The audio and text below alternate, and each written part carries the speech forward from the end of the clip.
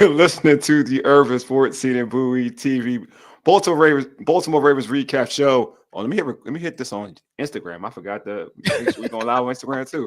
I'm Wole, and I'm joined by my guest co-host filling in for Bowie TV's Ravens beat reporter Karita Parks. I got Darian D.H. Williams from the Breaking Command podcast. What's going on, D.H.?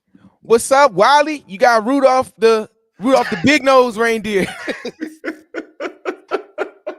What is good? That's actually my favorite Christmas.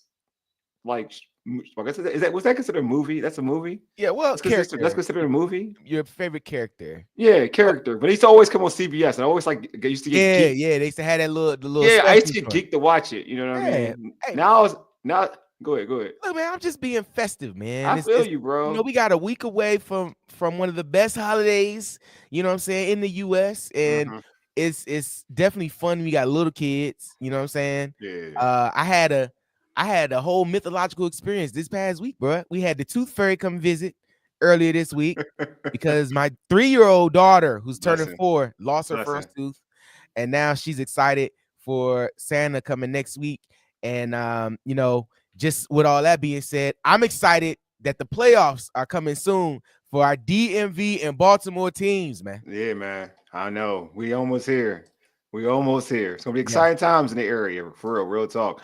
But after the bye, the Ravens beat the bricks off the Giants 35-14. But before we talk about all that, let's knock off some logistics. Subscribe to our podcast on Spotify, Apple Podcasts, tune in, iHeartRadio, and other podcast platforms. Just search the Urban Sports Scene. Make sure you subscribe to the Urban Sports Scene, Bowie TV, and Breaking Command YouTube channels. Just hit that red subscribe button. Also like the video. This podcast is streaming on all of those platforms. Like, we're on 3 platforms. We're on YouTube, Breaking Command Podcast, Urban Sports Scene, Bowie TV. So we streaming everywhere, man. So you already know what's popping. You know what time it is. Don't forget to tweet us at Urban Sports Scene. Hit us up on IG and TikTok at Urban Sports Scene, and like our Urban Sports Scene Facebook page. Also join our Urban Sports Scene Facebook group. Search Urban Sports Scene, sports bloggers, sports podcasters, and sports debates. All right.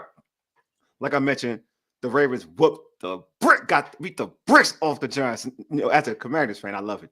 I love that, to be honest with you. I mean, 35-14, like, I loved it. I love seeing it. I love watching it. But before we get into the game, we're going to air Karita's recap of the Ravens' victory.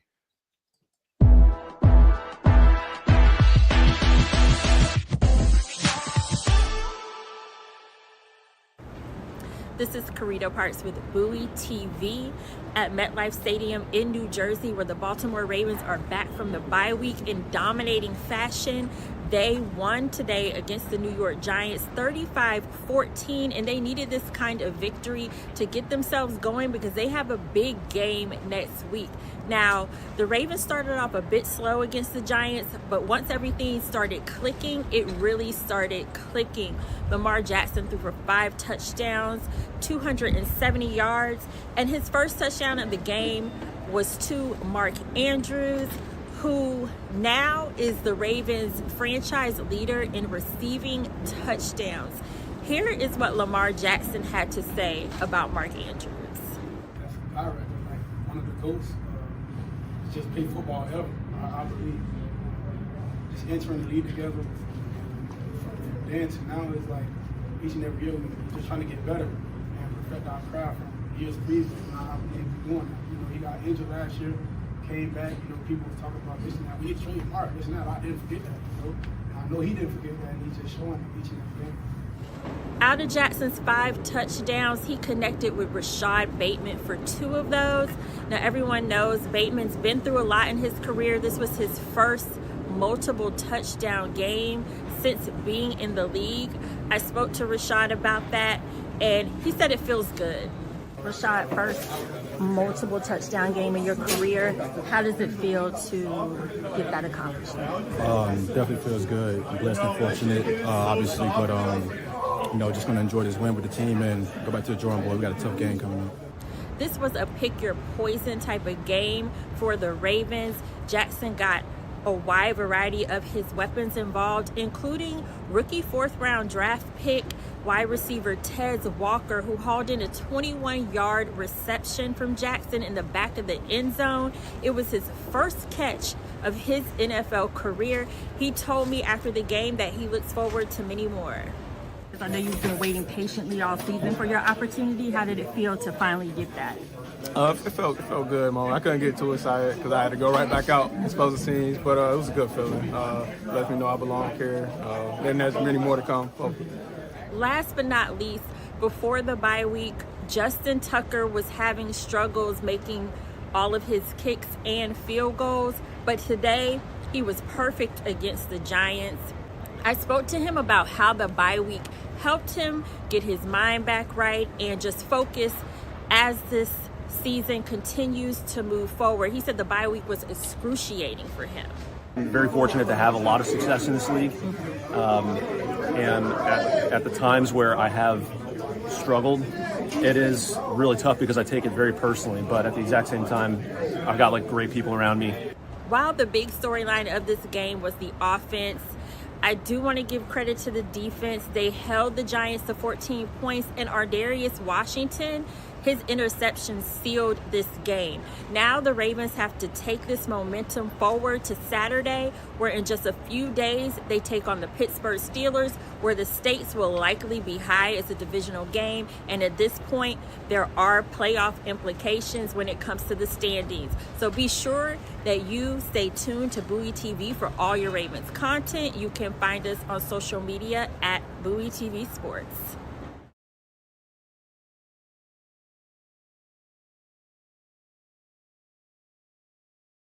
All right, DH. You heard Karita. You heard what you had to say about the game, but for you, man, what was the main reason for the Ravens' dominant Sunday? Well, first of all, excellent recap by Karita. She does an awesome job covering the Baltimore Ravens for Bowie TV. Week in and week out, home or the road, she does an excellent job. So definitely, guys, if y'all are watching this, make sure you're following her and supporting her with her content. But Wally, I'm gonna just keep it 100 with you, man. I think the main key for their success was the fact that they played the Giants this week. I mean, let's just keep it 100, man. The Giants are one of those 6 teams right now in the league that have fully given up, in my opinion, going backwards. They're already booking trips to warm climates because they know they will be free come mid-January. So the benefit coming off a bye week is playing the New York Giants, who is already going backwards. But I will say this, man. One of the keys, I think, man, the Ravens have the potential to be explosive and be dynamic in certain situations. The Ravens are one of those teams that if they can get up, they can control the clock with running the ball, and they do that effectively. Lamar Jackson is always a threat when he has the ball in his hands, which is every play. So whether it's dropping back to pass or being able to scramble and keep plays alive, he's very elusive. So I think overall, it was an amalgamation of things. Look that up, kids. It was an amalgamation of things that allowed them to get this win coming off a bye week. And as they are trying to get into the playoffs, now they're 9-5 with a tough game against the Steelers coming up. You need every win you can get, and you need every point you can get, and you need the confidence to keep going when you have a tough game ahead of you, like the Steelers. No, I agree. I think the Giants play a part of it. I thought, in terms of like what they do on the football field, I thought special teams was great for them. Justin Tucker making all of his kicks. I felt like they had some dynamic returns. So good field position. So I thought the return game was pretty good for them. I thought special teams was a key for them in this Giants game because they did start slow. We talk about it's the Giants, but I think the first couple of drives they were scoreless. Lamar had a fumble in the beginning of the game. So at the end of the day, I felt like this team didn't start well, but I think they closed well. And what you're talking about, DH, they were explosive, right? Like, once the ball got rolling, it was a wrap. And once they got their rhythm, it was a wrap. Lamar hitting Bateman on that deep play for a touchdown, I believe, to put him up. I want to make it 7. Was it 17? It could have been 17. I think sorry, not 17, 14. Yeah. Putting up 14, 14-0. I'm not 14-0. 14-7. It was 14. No, yeah, 14-0 and 14-7. 14-0. on that deep play to Bateman. So I just felt like, yeah, to your point, they were explosive defensively. I feel like it's hard to kind of gauge them defensively for playing the Giants, right? I do think the Giants defense, they play us, Yeah, I they're was about to say stout. Giants defense is tough. Yeah, it's tough. Like yeah. they play hard. Like their defense plays hard. So I think it's if we're assessing the offense, I think the offense did well. 35 points, right? Yeah. But we're assessing their defense against the Giants offense. That's where I kind of get a little. They need a better test. Well, Wiley, look at this. I mean, you mentioned how the game started. First quarter, the Ravens went fumble, punt, and then touchdown. Yeah. You know what I mean? So, to have 3 plays and then fumble the ball, you know what I mean? Starting the game out, that's tough. You know what I'm saying? The wrong type of quarterback, the wrong team, their confidence is shot. You know what I'm saying? But luckily, the Ravens for the past 20 years have always pulled up to games with a solid defense. Exactly. So that to force the 2 punts and then allow that touchdown, Mark Andrews. I believe was his record-breaking touchdown. 40? Yeah, record breaker. Yeah, I mean the team lead. It's the career team leading. Touchdown. So that's an awesome play right there, and that's how you do it. You go up 7-0, and then the Giants turn the ball over on downs, and then you go up 14-0. They give up a touchdown, and then they score again. You know what I mean? So you just look like this is definitely a team that can score in bunches. And as you see how the rest of the AFC is playing, I mean, they're gonna have to bring some points every week. I mean, with Buffalo scoring 48 this week, if I'm not mistaken, and then previously still scoring 40 points. So like they definitely got to show up with their offense every week, man. No, they do. That's one thing you could say about this Ravens team. Like, the thing I'll say about this Ravens team this season, their offense has been explosive. The defense is wild. It hasn't been like the Raven defense of old, right? I think it's to me, it's getting better over the last three to four, 3 games. I feel like it's gotten better. They've gotten better. But yeah, to your point, like they're explosive, but they're a natural physical team, and typically, I mean, now they're going to have a tough game next week. We'll get into that. We'll talk about that a little bit, but they have a tough game next week. I mean, this Saturday. Excuse me, I said next week. This Saturday. So being prepared to play that game, and I think this is the good sign that you handle business.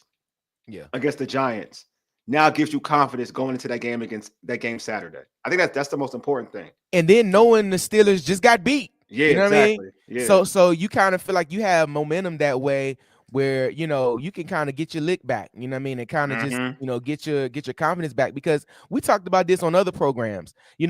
For the Commanders and the Ravens to have a bye week at the same time of the season, and to have the same record, if people wouldn't even consider them to a similar type of team. True. You know what I'm saying? Based upon wins and losses. Yeah. But for them to really come in this bye week 8-5, and then to come out of it against the Giants and get a big time win, like we've been saying, this is the time of the year where you want to be playing your best football. You know what I mean? This is the time of the year where you want your defense got to be rolling, your offense got to be clicking on all cylinders. You got to do what you do best, and you got to do it well, because that's the only way to continue playing after that season is up. So I think, man, this confidence boost, that's a big thing by beating the Giants the way that they did. Yeah. And then also a lot of guys, affecting the game.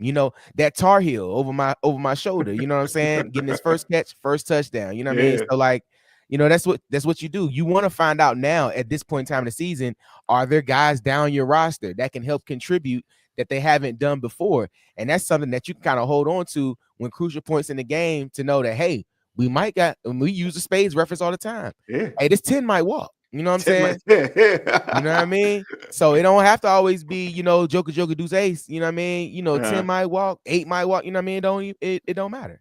Speaking of a dude who used to be a joker all the time, all day, every day. When he stepped on the football field plus the 50, you thought it was good all day. How big was it to see Justin Tucker make all of his kicks, knowing what he had to go through the prior weeks? Wally, man, the kicking game in the NFL right now is super, super scrutinized. Yeah. Right. It's like no matter how good you were, it's only how good have you been lately? You know what I'm saying? Justin Tucker has had an amazing career, but the way some of the people have talked about him this year is like it's wild, like, right? Like he's scum, bro. Like like any grace that you would have thought he has built up, it's all gone. So I think for a kicker, right, at this point in time in the season, when you had a rough season and the coaching staff is stuck with you, for you to be able to go out and make all your kicks, hit Mm-hmm. them clean and feel good. It's a way, it's that C word we've been talking about, confidence, right? Yep. It's helping him get his confidence back as you're going into the most crucial and critical point of the season, where you look at who they have to play. Those field goals are going to be very important. It's Man. been, and we're up in age, so we've seen the Ravens play the Steelers a whole lot, Yeah. and we haven't seen a whole lot of points many times when they played. The game could come down to a kick or two. So having Tucker be able to make all his kicks and be able to, really look like the old Justin Tucker, that's a big thing for him, his confidence with himself, also his teammates, his coaching staff, and then the fans, man, because you got to get the fans back on your side, bro, because, you have a couple bad weeks and they ready to cast you off, bro. They ready to turn on you, bro, like big time. It's why I just felt like he needed it more. He just needed it coming after the bye week. That's what you want. Everything out of the bye week, you want improvement. And I feel like for him, you want to reset, right? So going into that game, granted they're all extra points, but he was missing extra points, right? So you will take whatever you can take, right? From a Hall of Famer. He's a Hall of Famer. He's going to be in Canton. Definitely gonna have a gold jacket. Yeah, gold jacket. So to go into that game in New York when the weather ain't the best, cold, and to make all of your kicks, I think that has to do something for you in a positive light. Like you have to feel better about yourself after that game. You know what I mean? We saw what he said. We saw what he said when Karita spoke to him. Like just that thought process, just to say like it's been painful for him, right? Yeah. It's been painful for him, and now. Like to see kicks go through, you gotta feel good. You gotta feel good. Unlike any other sport, playing football and playing a specialist position, you may have limited opportunities to gain your confidence back, right? Mm-hmm. So imagine the Ravens score only 14 points, or imagine they score 10 points, and you have 1 or 2 kick opportunities. Yeah, you know what I mean? That's tough, man. You're gonna be really thinking about every kick. Mm-hmm. Right. And for them to score as many touchdowns as they did score, you get a chance to kind of keep that repetition. You can't really give them the same analogy as you would a swing man in the NBA, because, up and down the court, they're going to have every opportunity to get a little mid-range jumper or something to just kind of get their rhythm back. With kicking, the only way to get your rhythm back is making a kick whenever you're called upon, because, the kicking game is like a snowball, man. Mm-hmm. Once that snowball start rolling downhill, the confidence is gone, and you just feel like, bruh, if I don't make this kick, what's gonna happen next? They might cut me mid-game. Mm-hmm. Especially if you're used to when you're in the realm of greatness, right? When that's your thing, when that's your when you are good, thing. Yeah. They called you he was for a while. Some people had him the GOAT of kickers, the GOAT. And it's not I won't call it a fall from grace, but when you hit a rough patch like this, where you're automatic from 50, and then that starts to not be a thing anymore. Then if you're not automatic from 50, 40 and 40, anything in the 40s to lower, that's good. We don't gotta worry about you. And then now that's a thing.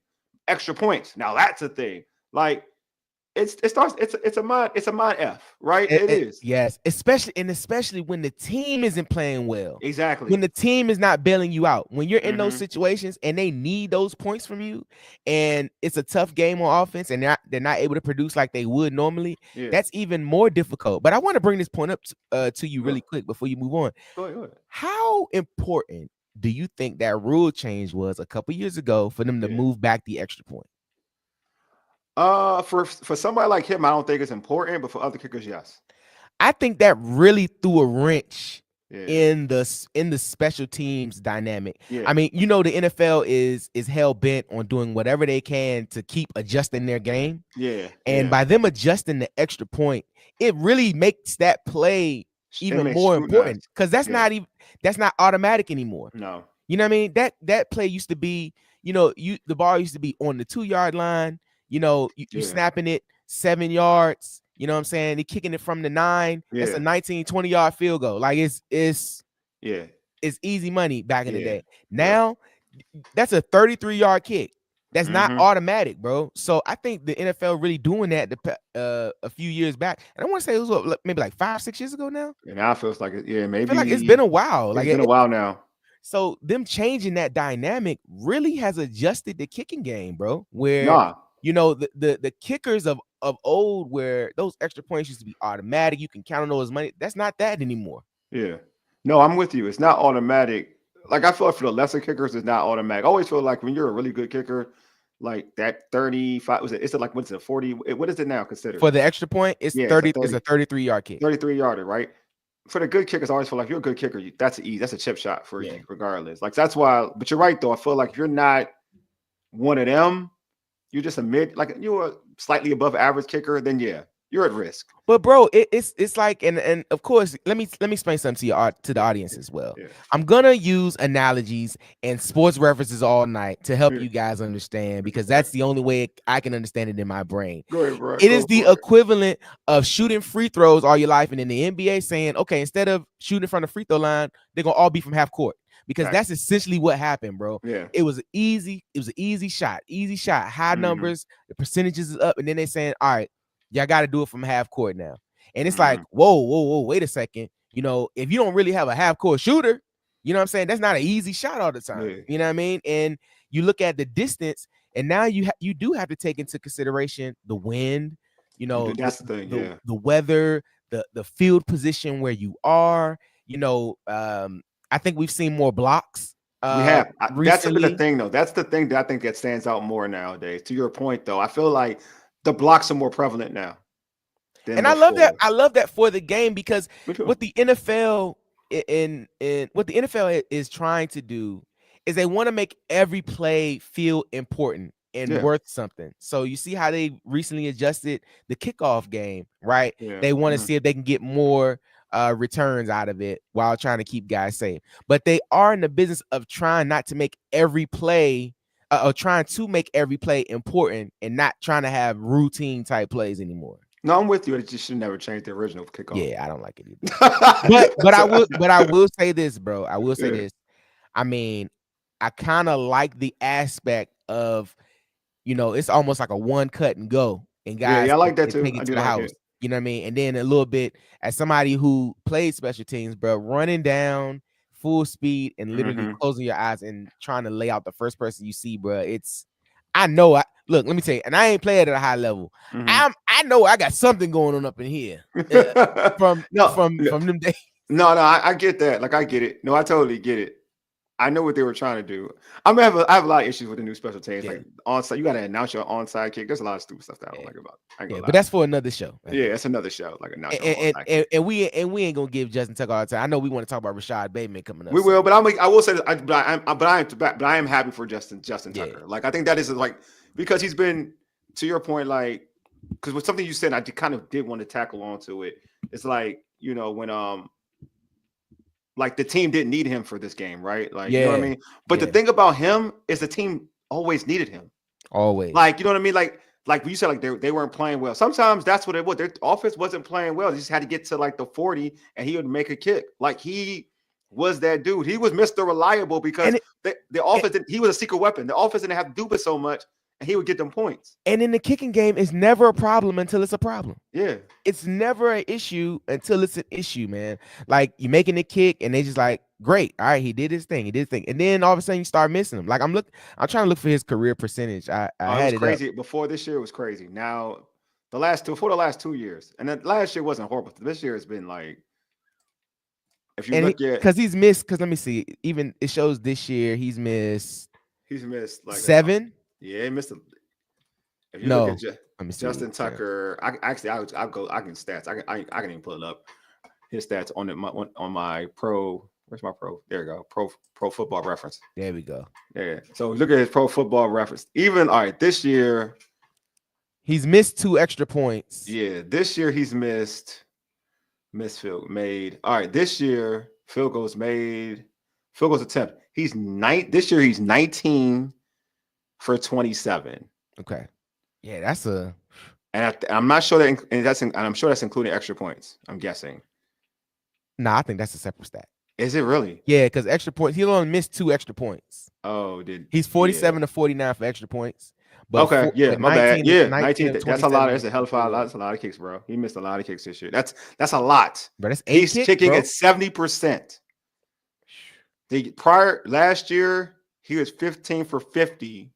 The year before that, he was 37, and that was 86%, 86.5. The year before that, in 2022, he was 37 for 58, 86%. Mm-hmm. The year before that, 2021, which is like this is what he normally That's around. his He's best around year.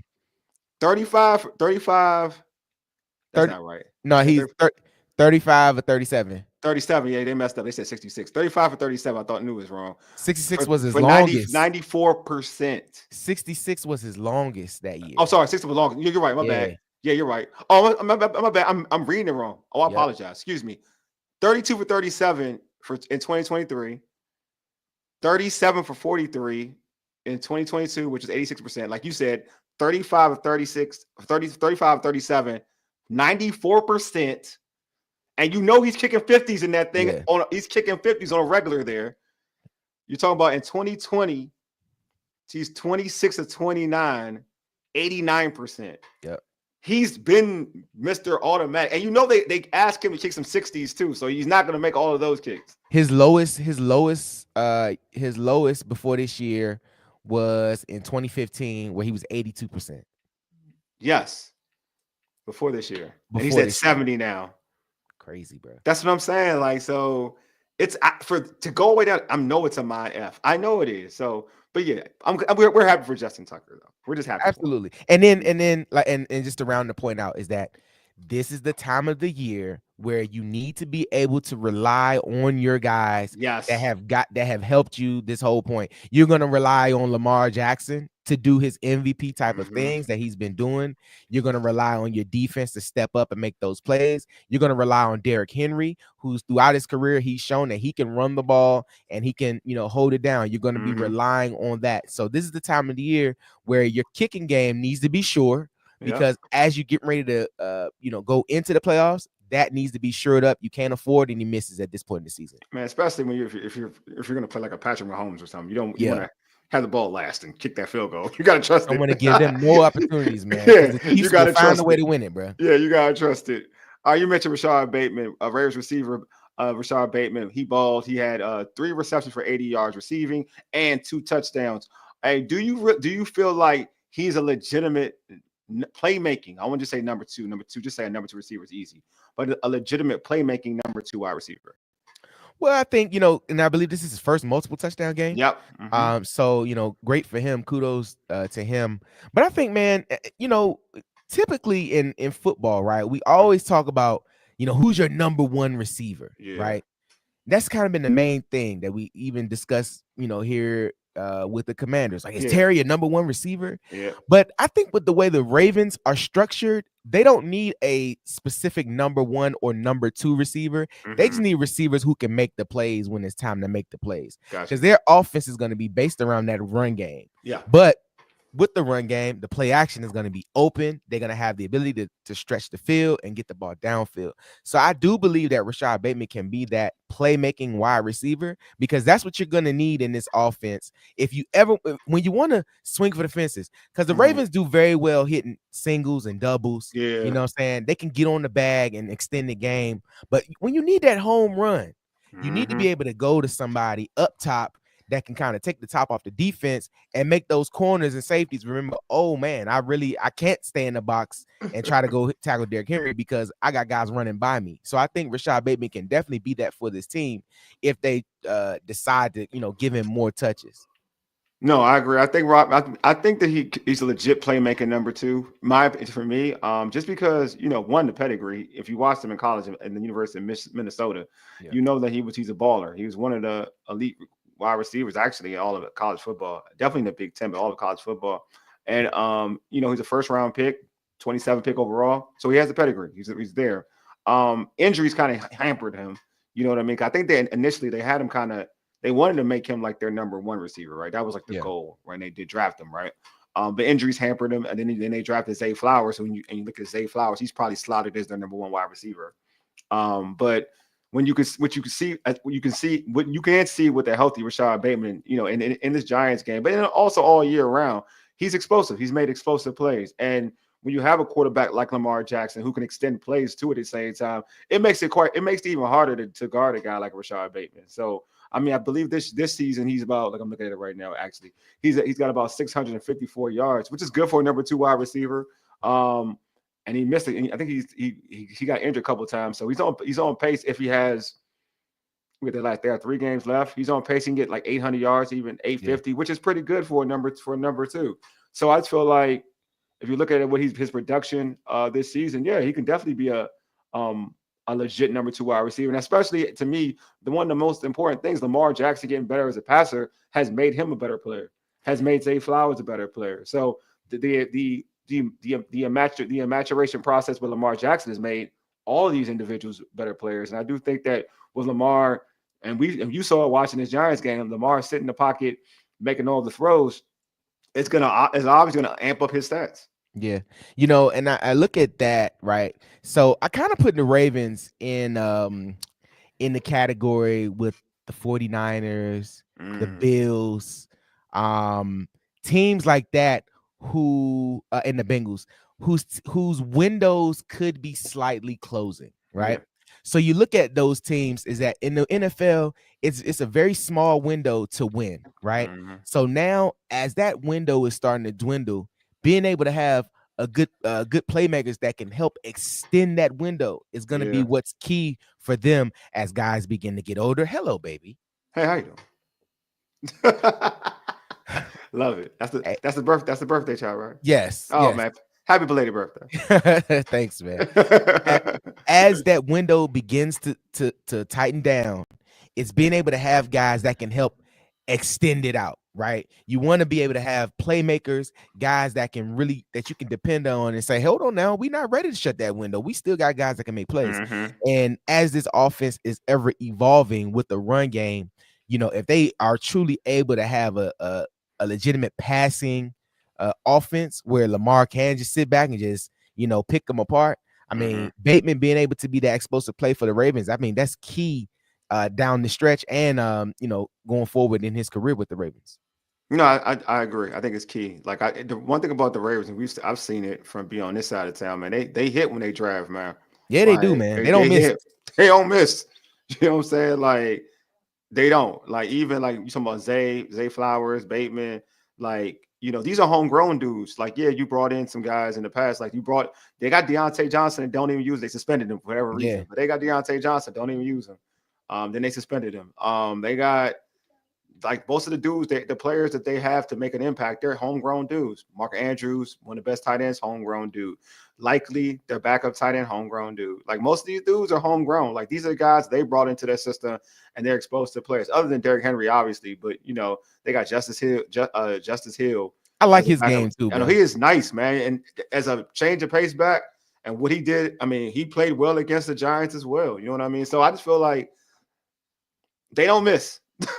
They just don't miss. A lot of teams would love to have Justice Hill as that primary number 2 running back. Only place they really miss, and I ain't even gonna say they miss, they just taking a long time, is receiver. Because that's the one thing that they've been trying to get, to pair with Lamar Jackson's running ability is a true receiving situation. And I think where they didn't have it at the receiver position, they had it at tight end with Mark Andrews and then my other guy, what's his name? Likely, yeah. Who's kind of having a down year. He's not getting the same production as he did. He was giving a good year before Andrew started turning on. He was actually the best. He was their best tight end for like the first 4 or 5 games. Yeah, and then Likely didn't. I really like his game, and I mean, you think about what the Ravens do, and I know this ain't on the rundown, but no, bro, you can go. Like that's not the thing. You think about what the Ravens like to do, right? Like with that type of offense, the Ravens can go 22 personnel, right? Yeah. So with Derrick Henry, Patrick Ricard, and then Likely, and I was about to say Ty Heap, Mark Andrews. You know what I'm saying? Being able to go 22 personnel with that type of backfield. While you still have the running game open and the passing game is still effective, man. Like that's why I think they haven't had to hit on receiver because they don't need that many. I think they stay in big sets and they stay in a lot of, they can, stay in a lot of 12 and 13 type personnel plays where they don't really have to depend on guys on the edges. It's really in the middle of the field and still keeping the run game as a threat. So I kind of think that's why they haven't been able to miss. I think they just, they're not sure of how to really integrate that into their full game. But I think what they do well is in between the tackles, bro. And I mean, with their interior run game and in their the passing game up the middle of the field with the tight ends. No, I agree. I do think that they have over the last couple of years. I think they hit with Zay Flowers. So I think they did hit with Zay. I think they hit with Zay. I think Zay Flowers is a hard cover. Like he's a hard cover. He's a beast, bro. He's a beast. And you watched shoot as Commanders, folks who watch the Commanders, what he did to them, and actually Bateman too. Like they torched St. Juice. It's okay though. I'm not gonna get. Hey, it's all right. It's not St. Juice 5. BSJ has been getting torched all year. All year. You would have thought his name was Drew Estates. Because, exactly. The guards getting torched. Exactly. But like I felt like they've hit like the last couple of seasons in terms of drafting receivers for what they do. For what they do, yeah. For what they do, I think it's been a hit because at the end of the day, you want players that fit what Lamar's going to do. Like Lamar as a playmaker. That's what you want. You know what I mean? Guys, I look at it like you want fast twitch dudes who are home run threats. And I think that's what fits Lamar. Because when you got a guy who can extend plays, this is what's good for him. It's what works with him. And the guys who you need for the intermediate routes and stuff like that are your tight ends. What you're talking about is your likely, is your Mark Andrews, and your big home run players are what you've seen with the Ravens this season. If you look at all these blowout victories, it ain't by running, it's by Lamar like airing it out. These blowout victories that we saw, like that we've been seeing, is mostly by Lamar finding Zay Flowers, finding Bateman, finding Andrews, finding Likely. It's all these other individuals. You know what I mean? And truth be told, they've been like they haven't overutilizing Henry, which I'm very surprised. Like Henry, I mean, for him to have 1,400 yards, and he's not being used like he was in Tennessee, bruh. And he has 254 rushes, and 1,474 yards with 3 games left, bruh. Like, I'm just saying. So it's not like they're not out here. They're not burning. Like, I don't like say, hey, Henry, take us home. It's not like that. It's not like that. Which I think they should. Like we're in December. This is when they should, but they're not. John Harbaugh said it. Like we didn't bring him here to be like running like 25, 30. We're not just going to run him down. We're going to be really judicious with his carries. He's averaging 18 carries a game. Against the Giants, he only had 14 carries. So to be able to do this production on 18 carries a game is crazy. Because now, getting into the last couple of weeks of the season, now you might go 25, 26 carries to be able to extend the game and really like bump it up.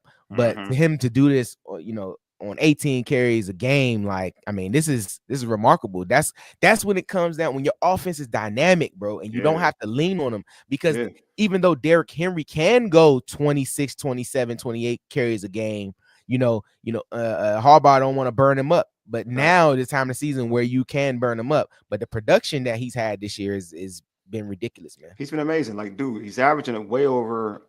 I don't got his season average yards per carry, but his average yards per carry, I want to say it's got to be over 4.5. His rushing yards per attempt is 5.8. Are you serious? Yeah, it's 5. Yeah, this year is 5. He's 5.8. Yep. That's insane. Yep. Rushing yards per attempt. He is 5. Dang, 4 is like good. 4.5 is amazing. He's at 5. Wow. And that come from, he has, that couple games. What was it, a Dallas game he ran for like He killed the Cowboys. He killed the Cowboys. He killed the Bengals. He killed the Bengals. He's had some games where he went hand back. So, like, if you watch his stat line, I will say this. He pretty much averages over 4 yards a carry, which is good regardless. All you got to do is lay down, bro. Yeah. You lay down, I know, right? You gonna get them. Like he's had okay, let me look. I got it up in front of me. Yeah. Let's see. I mean, all right. So Dallas game, he had 151. The Buffalo, he ran for 199. Yeah, Buffalo was crazy. Against us. Oh, I'm sorry. Excuse me, against the Commanders. Yeah, you're right. Go ahead. He Against ran for Commanders, he fried us. 132. Against Tampa, he ran for 169. Denver, 106. The Chargers ran for 140. Like, bruh. Yeah. Excuse me, sir? Yeah. King Henry is king. Yeah. Like right now, he just resting on the throne. That's what he's doing right now. He resting on the throne right now. And he's 30 years old. So I think he still has like 2 more years in this type of production. Yes. But I think he can play till he's like 35, 36. But I think he has like 2 more years of this type of production. So imagine 2 more years of Derrick Henry running for 1,600 yards a season. With Lamar Jackson. Crazy, dog. Crazy. And the thing about him, the thing for him, and I know he's happy about it, is that he doesn't have to see those crazy boxes because he has Lamar. You know what I mean? Like in Tennessee, he had to put the whole world on his back. He don't got to worry about that in Baltimore, and he got some help. He got some help. Like he don't got to be all that. So after the Eagles game, which was a disappointing game for the Ravens, how important was it to show dominance after the bye? Man, I feel like anytime you come on the field, you want to flex your dominance, right? Yeah. But I think they go back to that C word, that confidence, man. Yep. When you go out there and really just impose your will, forget that everybody else knows that. Mm-hmm. You feel good. Facts. Going to the gym, because I know you like to work out. You going to the gym. You going to the gym and you just repping out and you max out, you know what I'm saying? And you just like, man, that felt really good. Facts. Or you get on the squat rack and you just like, you know what? Like, let me just rock this 465 a couple times. Get a 465 and you just explode through and you're like, oh yeah, I feel good. Like I feel strong. Or getting out on a basketball court where you just getting out, you just feel your shot just flowing, bro. It just feels good. I think this is the type of game that you need, right? Not just for everyone else, but for yourself to be like, you know what? We are a good ball club. This is when we do need to be playing our best football. And like I said, it's no better way to get that than playing against the Giants coming out of your bye week, who's a 2-win team. That's, like I said, bro, they are ready to get up out of here, bro. They're ready for Shador, Travis Hunter. You think that's gonna happen, bro? You think? They lost 2 games, so they only won 2 games. They only won 2 games. So you got Shador and Travis Hunter in your horizon, like. And the Raiders are up there too, man. Yeah, so you get one or the other. I mean, personally, I would take Travis Hunter over everybody, but that's just me though. They need a quarterback. I think the quarterback market this year, they may be better off getting like a Sam Darnold. They may be better off getting a bridge quarterback. I like Shador. I don't look at Shador like I look at the quarterback class. I mean, I think Shador is better. I mean, to be real with you, I wasn't a big Bo Nix fan. He's playing okay. Yeah. But I think Shador is better. To me, Shador is better than Bo Nix. But that's just me. That's me. Because it's gonna be Shador, Cam Ward. I like Cam Ward a lot too. And like, is anybody talking about Dylan Gabriel? Like, is he gonna do anything? Or I like the Texas quarterback too, but nobody talking about him. Yeah. Folks don't like him. So like with this, and this is completely not even this type of show. But with this type of year, Giants and the Raiders, unless it's somebody you're truly in love with at the quarterback position, you go best player available, and you're gonna have to bridge. And I think that's what the Raiders gonna do. I think the Raiders definitely want Shador though. I think the Raiders can get Shador, that might. Yeah, they doing it for money though. I just feel like for money purposes, I think it's just a good look. It is, but I truly think that's as a quarterback that he might fit best there. The weather. His arm and the weather. Yeah, with that weather, with that weather and the way he throws the football. Yeah. Indoors, you kind of got the edge to you already, where his style and his attitude will be embraced as a Raider. You don't think he'll be embraced in New York? No. Okay. I think we'll embrace it, but I think in New York he'll be overly scrutinized and overly judged. He would because of the market. I think Shador Sanders going to the Raiders is what it. First of all, it looks right. It fits like a glove. All the swag stuff. He do, bruh. With the Raiders fans love that. They'll eat that up because that means he's ours. You take that to New York, they want you to be clean cut. They want you to, you can have some swag, but the only way you can have some swag is if you're winning. You know what I mean? And, the media is going to over scrutinize. They're going to overhype everything. It's going to be, all that. I think personally, this is the year for teams that are that need a quarterback that will be drafted high, they're gonna probably Sam Darnold is gonna reap this offseason. He's gonna reap the benefits of him playing well this that'd be good for offseason. him. Getting That'd back be to New good. York and having an opportunity to kind of be a bridge quarterback for 2 years, while and I think Kirk Cousins will get another home this year. Kirk Cousins will be a bridge quarterback for somebody. He's always gonna get home. Always. He got the best agent in the world, dog. Yeah, he'll always get home. He'll always get home. I mean, if I was any of, I mean, I'm gonna lie. If I was either of those teams, I still would. I mean, I would sign a quarterback for like a bridge quarterback and draft Travis Hunter. I just think he's just so dynamic in everything he can do. You can't afford to pass that up in this draft. Thanks, Lex. What's up, homie? We talking about Ravens though. I don't even want to talk Ravens though. Right, but you know what? I appreciate him pulling up.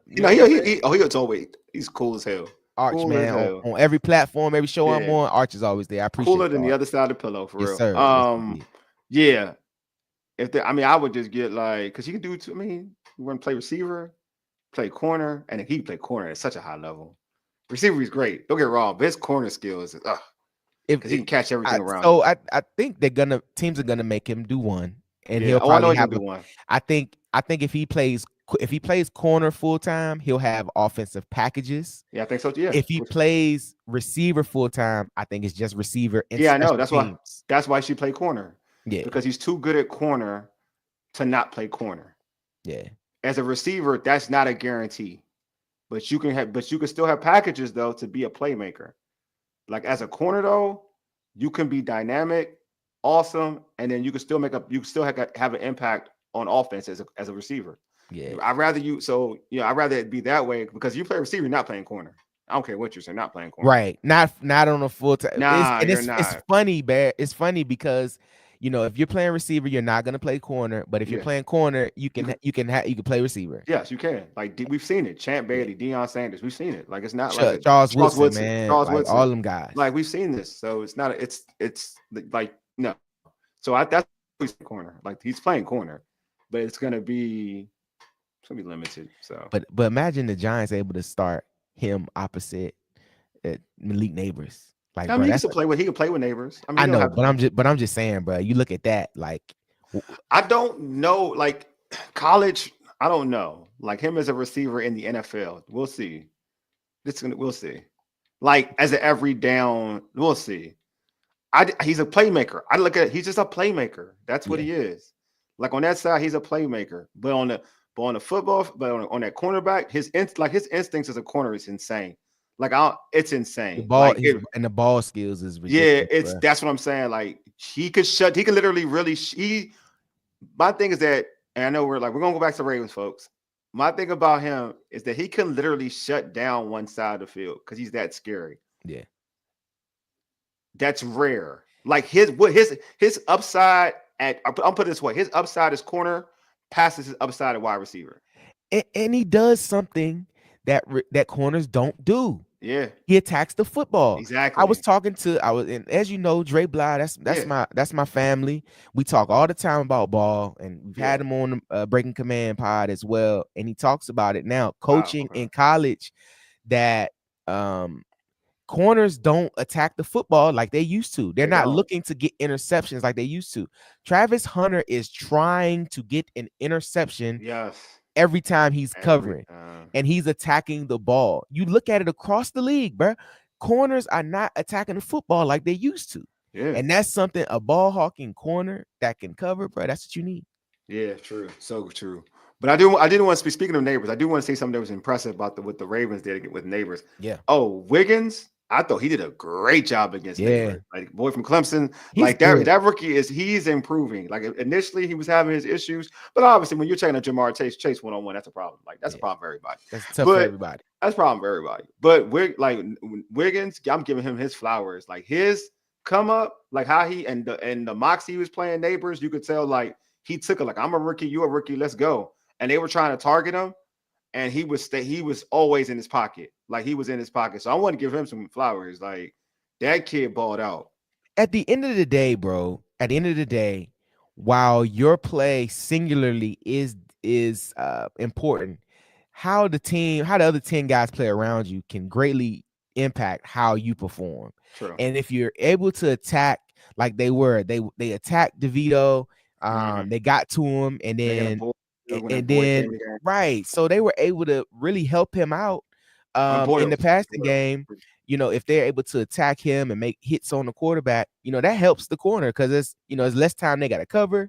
You know what I mean? It helps them be more instinctful. If there's long breaking routes, they can't get into them because, you know, the quarterback is getting shut down. So I think that's something at this point in time of the year, that's what you will need, is that you want your guys playing as best football possible and being able to help out each position by being able to do different things like that, by attacking the quarterback and helping with the coverage on the back end. Facts. And another thing, that the Ravens do draft well at DB too. Typically. Yeah, they do. They do. Their DB game is pretty good. Yeah, you remember a guy, Kyle Hamilton? Kyle Hamilton. Yeah, they do pretty well with DBs. So, but yeah, it looks like I ain't gonna lie, it looks like Wiggins is going to be another one that's going to be good for them for down the road. I think I can see him being their cornerback, their cornerback number one down the road, because I can see it. I see the moxie. I want to ask you a question, Wiley. Ask away, bro. And I want to ask the audience a question. Yeah, go for that's it. Watching. I've heard some rumblings about Harbaugh has his time in Baltimore. Yeah, that's the thing. Taking its course, right? Has is it ran? Just I will say, let me say Deluxe. I will say Bateman and Zay have been hits, but go ahead. Yeah. But do you think it's almost time for them to move on? I know fans think that because how can you justify that as a fan when he's done nothing but you know, had winning seasons, and then you look right, and then you look at teams. Even you could look directly in that division of team like the Browns, that every couple of years they're trying to reshuffle because they can't keep a coach in the house. Yep. You know what I'm saying? Like I think fans like Ravens fans have taken for granted how good Harbaugh has been there, because I'm gonna tell you, bro, there are teams in the league that would kill to have the consistency that Harbaugh, you know, Tomlin, other guys like that have been able to have with their teams, bro. So like, I don't get that. I don't get that at all, man. What you think about that? Oh, but Deluxe is I need to live and be more Deluxe. I live and be more than that's a fan thing, just like Tomlin in Pittsburgh. I heard the thing in Pittsburgh too. They're foolish, bro. Yeah. I take Mike Tomlin in a minute, bro. Yeah, so Pittsburgh fans are that way too. I've heard that. So, and it's crazy since I've been doing this Ravens show. I've seen it. Like I try to get hip into like Ravens social media. Yeah. Karita's kind of schooled me to the game in terms of like what fans have been saying. So I'm in it. Like when I'm in it, you know what I'm saying? So you see it. I see it, you know what I'm saying? So yeah. I had one dude like really go ham, was like, he don't make adjustments. He's stubborn. But y'all win. Appreciate you, bro. Appreciate you, man. Appreciate you. So yeah, like I've seen Raven fans. Hey, Ravens, 76 be more. Hey, I have a question for you. Are you on the side of it's Harbaugh's time to go, or are you cool with John Harbaugh? Because I don't, like you say, Deluxe. I don't get it. Like the dude has won bowls. I mean, he won a bowl. He's won a bowl. He consistently wins games. I know, granted, like folks, the expectation is to win a Super Bowl. They get to the Super Bowl. They got to the AFC Championship game. They lost to Pat Mahomes. It wasn't like they lost to some. They lost to dude who won the Super Bowl. Right. Like, you know what I'm saying? Like, you know how I think they treat it? Huh? I think they treat it like a job, right? Like, imagine this. You've been at your career, 10 years, and it's not a bad job. It pays all your bills. You know what I'm saying? Sometimes it's happy. Other times you're like, but it's not a bad job. You know what I'm saying? Like, it's like, what, changing this job now, is it beneficial? See? Like, you know what I mean? Are you reading it? Yeah, see, told you. Yeah. Fans, and I've heard this, like, so people even said, like, I had somebody school me to the game and said, like, well, Ray Lewis and Ed Reed, they were sick of him in that season. And the reason they decided on their own to kind of turn it up, because they said he was being stubborn, even in 2012. Like, I don't know, like, but I feel like, but I asked Karita this, and Karita said, like, the players adore this dude. Yeah. So the players adore him. So it's crazy. Like, I don't know, man. It's wild. Like, fans really don't. Like, a lot of fans really don't bum with Harbaugh. But see, that's the thing. Are those same fans prepared for it not to work out? Because when you have fan bases like that, where it's always been good for them, it just has worked out. Are you prepared for the roller coaster to come down on the other side of the hill? You know what I'm saying? Oh, you mean like That's the the key. grass is greener, grass ain't always green on the other side. Right. So you get rid of Yeah. Harbaugh, and then you have, the next 8 years of 3 coaches and you can't win games and you're not playing well. Are you prepared for that? Because that's the thing. If you're asking to move on from Harbaugh, or you're asking to move on from coaches that have been there and have, kept you relevant and won games, are you prepared for what could come if you don't succeed after that? Hey, Ravens 76B Moore said facts. Harbaugh is intimidated by alpha males. He's like, yes, man. He's like, yes, man. Oh, That's what he see, likes. I've been here. Like, I ain't gonna lie, folks. That's been a thing that fans, the Ravens flock has been telling me, bro. Ravens Nation has been telling me. As a Commanders fan who really only feel like we got stability now with Dan Quinn, I would pay good money for John Harbaugh to have John Harbaugh give us the success that he's given the Baltimore Ravens. I would pay good money to have Mike Tomlin as our coach and give us the success that we have. Even now, you look at coaches, you look like McVay, who was in the house, but he's a long tenure coach. Shanahan was a tenured coach. You know what I mean? So, Tomlin and Harbaugh is, 2 of the longest tenured coaches right now. Yeah, Deluxe. I imagine fan outrage of both fan bases if they pick wrong. Pick wrong. Wrong coaches. Especially when they've been right for so long. That's the thing. Like, it'd be crazy. Like, I just feel like, you compete for a championship. Like, regardless of the fact you are competing for a championship right now. In both of those situations, both situations. In both of those situations, I don't believe either of those coaches will get fired. No, I don't think so. Coaches will step down or they'll pass it on. And even though, like, I think Mike Tomlin could coach there another 10 years. I think, like, he's just that good. These dudes don't fail. Like, these dudes get to the postseason. Like, and I feel like Harbaugh and the Ravens, they'll win a playoff game. So I don't really look at them like a team. I feel like the Ravens are contenders for real, because I don't really trust. I ain't gonna lie to you, I don't trust Russell Wilson. I trust that defense. I don't trust Russell Wilson. I don't. But I trust Lamar, and I trust Lamar. I trust the Ravens defense. Like, even though I know this has been a down year for the Ravens defense, I trust them in December. Like, but I have more faith. I definitely have more faith in Lamar and Derrick Henry than I do the Steelers. And truth be told, bro, you just look at how close they came last year. The Ravens should have definitely beat the Chiefs. You know what I mean? Bro. Like, they should beat the Chiefs. So when you're in a game like that, dog, you gotta win those games, facts, bro. Facts. And it was a home game too. You know what I mean? It was a home game. You know what I'm saying? Straight up, that 2012 team had after I heard this, had a mutiny against Harbaugh. Everybody's saying this. They say this is not the first person who told me this. They didn't listen to him, and they won Super Bowl 47. So that really happened. Because everyone, this is not the first time I've heard this. DH. Yeah, like, I've heard this, and I'm curious because, like I said, I'm not as locked into the fan base as you are. Only as much as to watch the games and to cover it in this matter. But I'm telling you, man, the teams that have been consistently good for a while, you have to be prepared for the downside of it. And look, okay, here's a perfect example coming up, right? The Seahawks not gonna make the playoffs this year. So you got Mike McDonald, who was in Baltimore. Oh, I get you saying. You know what I'm saying? The Seahawks are not gonna make the playoffs this year. And the Seahawks, granted, they wasn't pushing out Pete Carroll. But it was like, how much longer can he actually coach? Like, at some point, you're gonna have to move on, and you have to be prepared for what it looks like after you move on. Because when the new coaches comes in, it's gonna be a flipping of your roster. You're gonna be moving on from players that have maybe been there for a while, maybe fan favorites, and the team is gonna adjust to the new coach. So it's I just think it's interesting. Yeah, I'm hearing you, bro. My brothers, I don't know y'all teams, but coming a Raven fan, Harbaugh is holding this team back. Sorry for spam. No, bro. I need you to keep talking. Hey, Raven. Yeah. Hey, I like this. Like, cause you're giving me we're Commander fans, but we cover the Ravens. Like, we cover Raven stuff. But I'm like, and Karita Parks, who usually on the show, she's a Ravens reporter. We have her on to pretty much talk about what's going on with the Ravens and whatnot. So I want you to spam me with this. This is good stuff, bro. Like, please, like, all this is educational. Don't get it twisted. You got comments, put them out there. So don't feel like you spamming.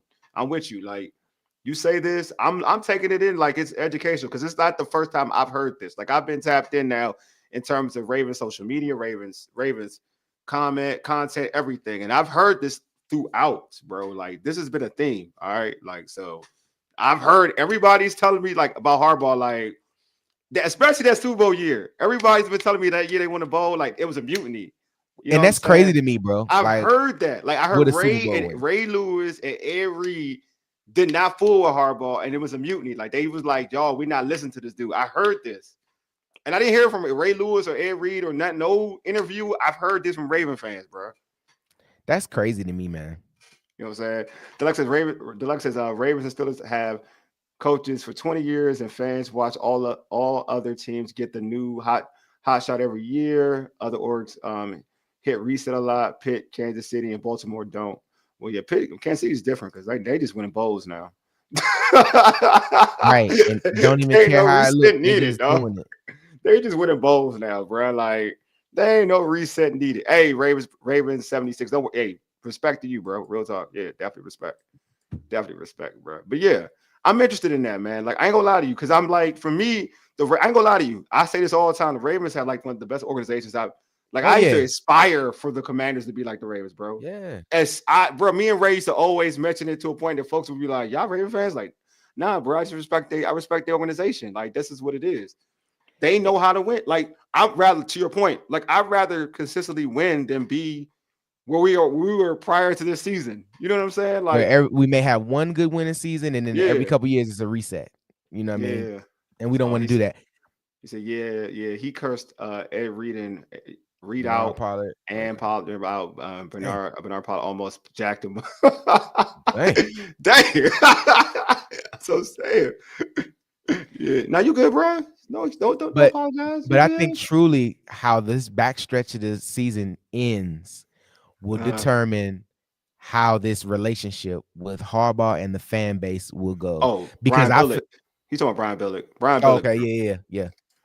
So I feel like if they don't get over this hump, and the hump that they set up for themselves last year in the AFC Championship, if they don't get to the Super Bowl this year, I think they're done with them.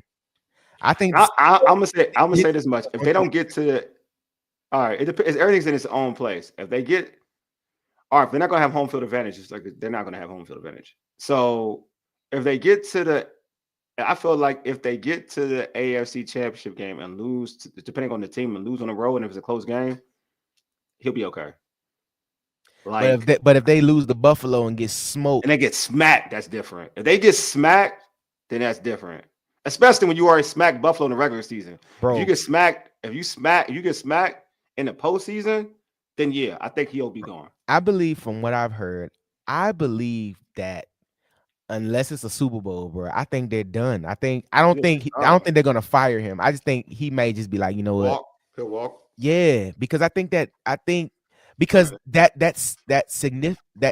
is significant, because I think it's like, okay, you had the chance to beat the Chiefs last year at home, and you couldn't do it, and then you don't get out the playoff, you don't get to Super Bowl this year. It's like, if you can't do it now, when will you ever be able to do it?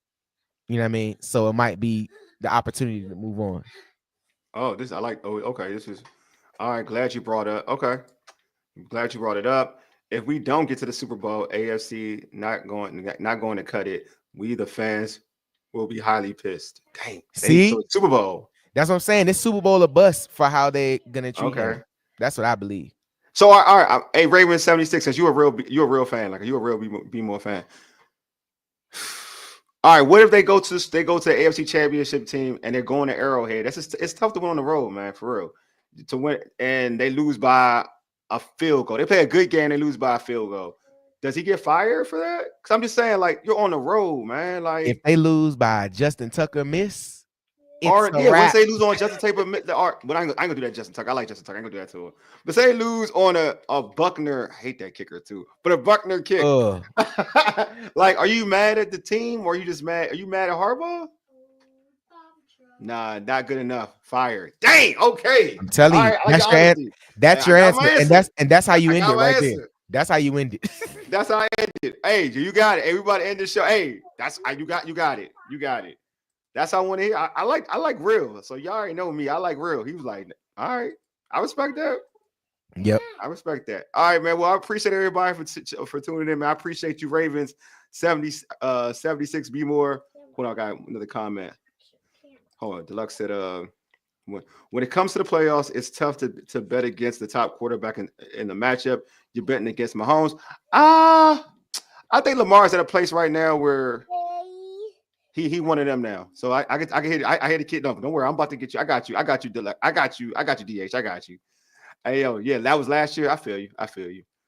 Yeah, I got you. All right, y'all. We about to end this show off though. But before we end this show off, Ravens fans, we'll have Karita back for our Ravens Steelers pregame show. It's going to air. The game's at 4:30. It's on Saturday, right? Saturday. I think it's at 4:30. We're going to air that show at 3:30 Saturday, and we'll be airing live on YouTube, on our YouTube channel, X handle, IG, and Facebook streams. So that's the Urban Sports Scene Facebook streams and Bowie TV's streams as well. So make sure y'all pull up. We'll be airing tomorrow. We'll do a show maybe in the afternoon, like maybe around 4:00. I'm not sure yet. Huh? And live. Live. So probably going to be we'll talk about Ravens. Not Ravens. We're going to be talking about the Wizards and boxing. We got boxing stuff. I got to knock that stuff out. Wizards and boxing content. I mean, Usyk versus Fury is going down Saturday. Get it. Yeah, we got to do a preview show. And then if y'all pulling up on Friday, we'll probably do like some Commanders thing and a Commander show. So just to like separate the Commanders. And then on Saturday, we'll do a post-fight show. And look, while y'all are watching all that stuff for the Urban Sports Scene and all Burgundy Go everything, make sure you go on to Breaking Command Pod YouTube page. Yeah. And Friday will be the afternoon kick live with myself and Rio Robinson, where you can catch us when we go live for your drive as my daughter is beating my arm. What? Okay, hold on, baby. Hold on. One second. She a star. She can be on here too. Don't tell her to hold on. She a star. She a star too. Don't do that. Hey, but Wally, of course, I appreciate you always having me on the program, man. No problem, bro. And what time is that show? The afternoon kick broadcast every Friday. Every Friday afternoon at 5 p.m. as we go live for your drive. Whether you're in traffic, whether you're at your office, you chilling, just pull up to the Breaking Command Pod YouTube page. Cool. So I gotta make sure you 5. I'm gonna try to do mine 4. That way I ain't bumping with you. Hey, it's all good, brother. Whatever you need. I'm all about. Hey, you my guy. Hey, you a star. What's going on, star? Say hi, Savannah. Yeah, come on, say hi. Say hi. See, now she acting herself. I love it, man. I love it. Hey, subscribe to our podcast on Spotify, Apple Podcasts, TuneIn, iHeartRadio, and other podcast platforms. Just like the Urban Sports Scene, folks, fans, right now, who are on this YouTube channel right now. If you're on the Breaking Command podcast YouTube channel, you're on our YouTube channel, the Urban Sports Scene. If you're on Bowie TV's YouTube channel, hit that red subscribe button right now. Also, smash that like button, man. Smash it. Come on, hit that like button. Do it now. All right, while I'm here, I'm waiting on y'all. Hit that like button. All right. I see. I got the notification right there. All right, cool. All right, cool. That's I want to see. All right, appreciate y'all, man. Appreciate y'all for tuning in. Chime in. Love the comments. They were great comments. Also, I meant to forget, check out our website, which is www.urbansportscene.com. All right, you all, appreciate you all. Anyway, you've been listening to the Urban Sports Scene. For ages, Yidig Deuces, we are out.